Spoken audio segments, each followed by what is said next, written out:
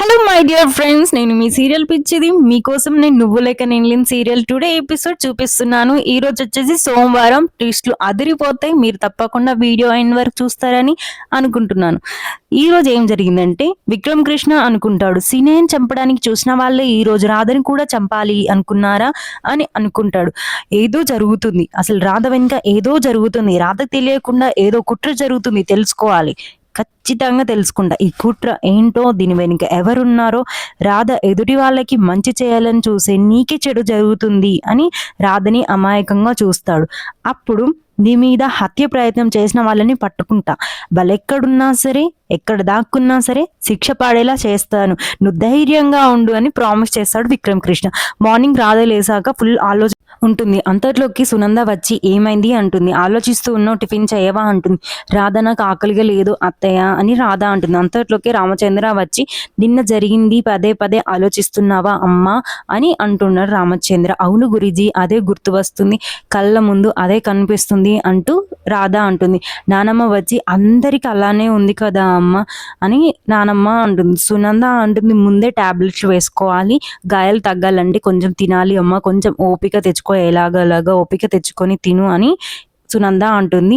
రామచంద్ర అంటుండు, రౌడీల గురించి మీ ఆయన పట్టుకుంటాడు, ఖచ్చితంగా పట్టుకుంటాడు అని రామచంద్ర అంటాడు. అవునా అని అనుకుంటారు. వాడు టిఫిన్ కూడా చేయలేదు అని విక్రమ్ కృష్ణ వాళ్ళ నాన్న అంటాడు. మీ ఆయన పోలీస్ సత్తా ఏంటో చూపిస్తాడు అని అంటారు. రాధ ఆలోచిస్తూనే ఉంటుంది. రౌడీలు రోడ్డు పైన కనిపిస్తారు, రౌడీ వేషంలో ఉన్న పోలీసులు, వాళ్ళు కూడా రౌడీలను పట్టుకోవాలనే ఆ వేషంలో ఉన్నారు. అప్పుడు రౌడీ అన్న మాటలు విని పోలీసులు అనేది ఏంటో చెప్తారు. ఇప్పుడు నిజం చెప్పరా, రాధ మీద ఎవరు అటాక్ చేయించారో చెప్పు అని గట్టిగా అడుగుతారు. అప్పుడు విక్రమ్ కృష్ణ నిజం రాబట్టుకోవడానికి కొట్టి కొట్టి నిజం తెలుసుకుంటాడు. ఎవరు అటాక్ చేయించారో చెప్పు అని. నాకు తెలియదు సార్ అని రౌడీ అంటారు. నీకు తెలియకుండానే అడ్వాన్స్ తీసుకుంటావా అని.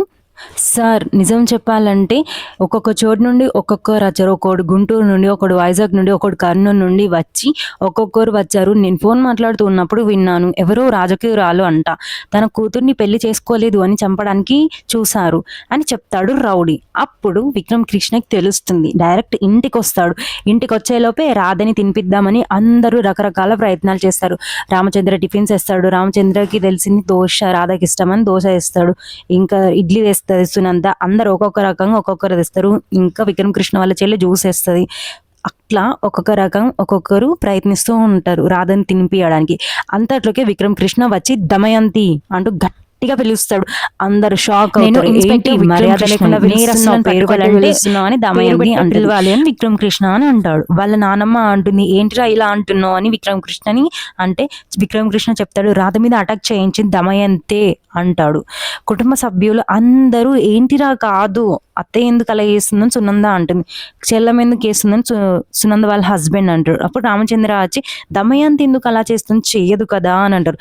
అప్పుడు విక్రమ్ కృష్ణ అంటాడు, శ్రీమద్ దమయంతి గారు మర్యాదగా వచ్చి స్టేషన్కి వస్తుందా లేదా, లేడీ కానిస్టేబుల్ని వచ్చి లక్కులమంటారా అని డైరెక్ట్గా అంటాడు దమయంతితో. అప్పుడు దమయంతి డైరెక్ట్గా విక్రమ్ కృష్ణతో పాటు వెళ్తూ ఉండగా ఇక్కడ ప్రియా ట్విస్ట్ ఏంటంటే, ప్రియా ఆగండి అంటుంది. డైరెక్ట్గా ఆగండి అనేసరికి అందరు షాక్ అయ్యి, బావా ఇది చేసింది నేనే, ఈ అటాక్ వెనుక నేనే ఉన్నాను డైరెక్ట్గా ప్రియా అంటుంది. బావా నీకు వచ్చిన ఇన్ఫర్మేషన్ ప్రకారం నిజమే, కానీ మా మమ్మీ కాదు నేను అని అంటుంది. నన్ను కాదు నీ రాధని చేసుకున్నావు అని అనేసరికి విక్రమ్ కృష్ణ చెంప పలగొడతాడు ప్రియాని. నిన్ను చేసుకోలేదంటే నన్ను చంపాలి, కానీ అన్యం పుణ్యం తేలిని రాధని చంపేస్తావా అనుకుంటూ విక్రమ్ కృష్ణ అంటాడు. అప్పుడు ప్రియా అంటుంది, నిజం చెప్పాలంటే బావ చిన్నప్పటి నుండి నీ మీద పెట్టుకున్న ప్రేమతో పెరిగినాను, ఇప్పుడు ఇంత పెద్దగా అంటే నీ ప్రేమ పిచ్చితోనే ఇంతగా చేశాను, తప్ప అంటే తప్పే అని విక్రమ్ కృష్ణ అంటాడు. రామచంద్ర ఏంటి తప్పు చేసి కూడా ఇంత మాట్లాడుతున్నావు అంటారు. అప్పుడు రాధ చూస్తూనే ఉంటుంది. ఇంకా ప్రియా అంటుంది, నీ మీద ఉన్న ప్రేమతోనే చేశాను తప్ప ఇంకేం లేదు, చిన్నప్పటి నుంచి అందరూ నిన్నే చేసుకుంటావు అనేసరికి నేను ఇంకేం చెయ్యలేను బావ, నీతో ఉన్న ప్రేమనే, నీ మీద ఉన్న ప్రేమనే అని అంటుంది. అప్పుడు ప్రియా ట్విస్ట్ అయితే అదిరిపోయింది. నేనే చేశా ఈ నేరం అని ఒప్పుకుంది. మా మమ్మీ కాదు, నేనే చేశా ఈ నేరం, నీ పిచ్చి ఎలా పోగొట్టాలో నాకు తెలుసు అని విక్రమ్ కృష్ణ అంటాడు. నేను పిచ్చి హాస్పిటల్ తీసుకెళ్ళడం కాదు, నేను స్టేషన్లో తీసుకెళ్తే నేను సగం పిచ్చిపోతుంది, నేను నేను మెంటల్ హాస్పిటల్కి తీసుకెళ్ళాలి అంటూ విక్రమ్ కృష్ణ అంటాడు. ప్రియాని తీసుకెళ్లేటప్పుడు ట్విస్ట్ ఏంటంటే రాధ ఆగండి, ప్రియ చిన్న పిల్లలా మాట్లాడుతుంది కాబట్టి వద్దు అండి వద్దు అని రాధ అంటుంది. నీ మీదున్న పిచ్చితో చేసింది అంట కదా, ప్లీజ్ మన ఇంటి ఆడపిల్లని అల్లరిపాలు చెయ్యకు, ప్రియ ఏదో తెలిసి తెలియక చేసింది నిన్ను సాధించుకోవాలని అని రాధ విక్రమ్ కృష్ణకి చెప్తుంది. అప్పుడు కుటుంబ సభ్యులందరూ ఎందుకమ్మా ఇలా అంటున్నావు, తప్పు చేసిన వాళ్ళకి శిక్ష పడాల్సిందే అని కుటుంబ సభ్యులు అందరూ అంటారు. అప్పుడు ప్రియ ఇంకా అంటుంది, బావ ఇప్పటికే నావాడే అంటే అప్పుడు విక్రమ్ కృష్ణ ఒక్కటేస్తాడు, మళ్ళీ పెళ్ళి అయినా కూడా మళ్ళీ నన్ను ఆశించుకోవడానికి నీకు కొంచెం కూడా సిగ్గు లేదా అని తిడతాడు. అప్పుడు కుటుంబ సభ్యులందరూ తిడతారు దాన్ని, ప్రియని. అప్పుడు రాధ అంటుంది, నిజం చెప్పాలంటే విక్రమ్ కృష్ణ గారు క్షమించండి, చిన్న పిల్ల కదా ప్రియ నా పైన ఉన్న కోపంతో ఇలా చేసింది అంతేగాని ఇంకేం లేదనేసరికి క్షమించి వదిలేస్తాడు. ఈ పిచ్చి పనులు మళ్ళీ చేస్తే బదలను అరెస్ట్ చేస్తా అంటాడు. అప్పుడు కుటుంబ సభ్యులందరూ రామచంద్ర, సునంద, నానమ్మ ఇంకా వీళ్ళందరూ రాధను పొగుడుతారు. ఎందుకంటే తప్పు చేసినా కూడా ఎప్పుడు క్షమించాలో కూడా నీకు తెలుసమ్మా అని చాలా పొగుడుతూనే ఉంటారు రాధని. అంతట్లోకి ప్రియాని దమయంతి రూమ్కి వెళ్తారు. ఎందుకంటే నాకు రాధ క్షమాభిక్ష పెడుతుందా, నేను ఎలా కనిపిస్తున్నా దానికి నాకు పెడుతుందా అంటూ చాలా గొడవ చేస్తూనే ఉంటుంది ప్రియ. అస్సలు బదిలిపెట్టను నేను మమ్మీ అని ప్రియా అంటుంది. ఈ అటాక్ నువ్వే చేసావని తెలుసు మామ్ అని ప్రియా అంటుంది. నా బలము నా భరోసా అన్నీ నువ్వే మామ్, ఒక్క మాటలో చెప్పాలంటే నా శ్వాస కూడా నువ్వే మామ్ అని ప్రియా అంటుంది దమయంతితో. ఎందుకంటే నేను చేసా అంటే నన్ను అరెస్ట్ చేస్తారు, నేను లోపల ఉంటే నువ్వు నన్ను ఎలాగోలా బయటకి తీసుకొస్తావు, కానీ నిన్నే అరెస్ట్ చేస్తే ఎలా మామ్ అని దమయంతితో అంటుంది. ఇంకా అప్పుడు దమయంతి చాలా ఎమోషనల్గా చెప్తుంది, నీ నమ్మకం నేను నిలబెడతాను, ఎలాగోలా నీకు బాబాకి పెళ్లి చేస్తాను అని అంటుంది. ఇంకా ఆలోచిస్తుంది దమయంతి, ఏంటంటే ఇకపై నా పైన డౌట్ ఉంది కాబట్టి రాధ పైన ఎలాంటి అటాక్ చేయొద్దు, తర్వాత చూసుకోవాలి, ఎందుకంటే విక్రమ్ కృష్ణ ఉండగా రాధ పైన ఎలాంటి అటాక్ చెయ్యలేను కూడా అని అంటుంది. అంతట్లోకి ఎండింగ్ ట్విస్ట్ ఏంటంటే రామచంద్ర గారు చెప్పిన విధంగా చాలా బాగుంది, రాధని దత్తత తీసుకుందామని.